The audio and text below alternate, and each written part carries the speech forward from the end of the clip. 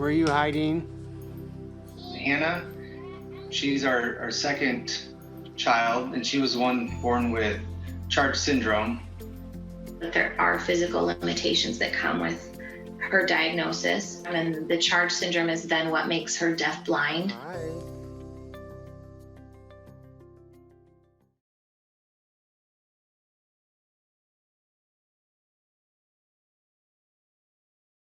Hi, my name's Samantha Teed, and I'm here with my husband, Ricky Teed. We're proud parents of 5 kids. Hi, my name is Hannah and I'm 11 and I'm deafblind. So Hannah was born to us, and right away there were some issues, and so the doctors were taking care of her and running a lot of tests on her. One of the doctors was able to diagnose Hannah at 2 days old with Charge syndrome, and because of that, she is deaf and she is blind, which gives her the deafblind diagnosis, among other sensory losses that she has. In the beginning, it wasn't really that we were focused on interventions of what can we do for her hearing and her vision, but what do we need to do to keep this child alive, because she's got a heart condition and this and that. Anything you want to share with us about your life or your family? When I was like a very small baby, like very tiny, like I had to have heart surgery. Mm-hmm. That's why I have that scar on my chest. That's right. Yeah, what else? And then by the time I turned 6 months old, I started using sign language. Yeah. Can you tell us about your hearing? I don't really hear that much with my left ear if I don't have a hearing aid on, but I do if I take this one off, but I still can hear because of my right ear here is much more better. Right, because you're considered deaf in your left ear and you have moderate hearing in your right ear, right? Yeah.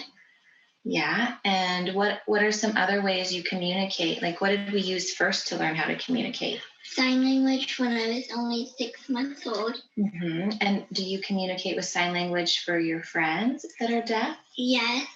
And how about when you're learning at school? Do you use sign language? I use my voice for people who don't know sign language. And so you can do both. You speak and you sign.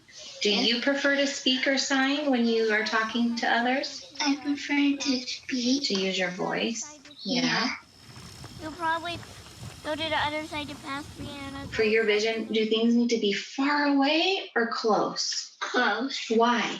Because I can't see far away. Okay. And how close do you need like a book when you read? This shows with your hand.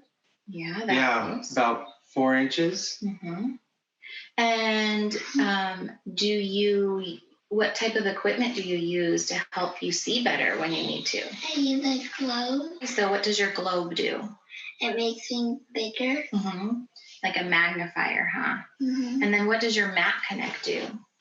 What do you use that for at school? It blows things up. It blows things up? Yeah. You can zoom in and you can make things bigger? Yeah. Mm-hmm. It's kind of like your eyes in a classroom, huh? Yeah. Yeah. Anything else? What are some of your favorite things to read about or learn about? You like maps. Yeah. Why do you like maps? They take me somewhere. Because they take you somewhere? That's right, they do, don't they? We have never let the diagnosis define her. Hannah is not her syndrome. And even though she has these things that make life more difficult, they don't define her. She defines herself. I did it! Give me the big. She is in 5th grade this year. With the assistive technology and devices that she has, she's able to test out and be at the level that her peers are. So similar to somebody her age without a disability. And Hannah being at grade level with her peers hasn't been easy. She's been doing therapies since just a baby, and she can hear, she can talk to us and have conversations just as a hearing person can, but she does struggle and it is fatiguing for her. And so a lot of people, they'll see her and they don't understand why she needs an interpreter, or they don't understand why she needs certain accommodations. But because of those accommodations that we've been able to get for Hannah, she has been able to excel in life. And so we struggle, and it's a continual fight to try to keep those accommodations. And fortunately, we have an excellent team around us that helps us and supports us in that. In 2014, we found out that she was losing some hearing in her right ear, which is typical. They can have continued vision or hearing loss. Her eyes are at risk for retinal detachment. She's training with a DeafBlind cane so that she has that accessibility as she needs it, when she needs it. And I think, with all that said, our kids, all her siblings, they see her and they understand, and it can be hard. Well, it is hard on them sometimes because it does give them extra responsibilities. It is a family effort, and I think we're making it work right now.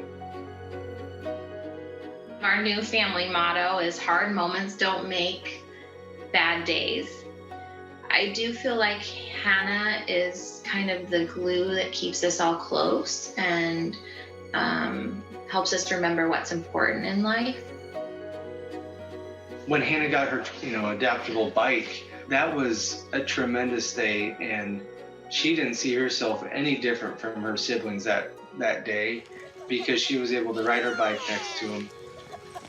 So all these normal, milestones that we just grow to expect, is, when you go through these struggles, they are even more tremendous.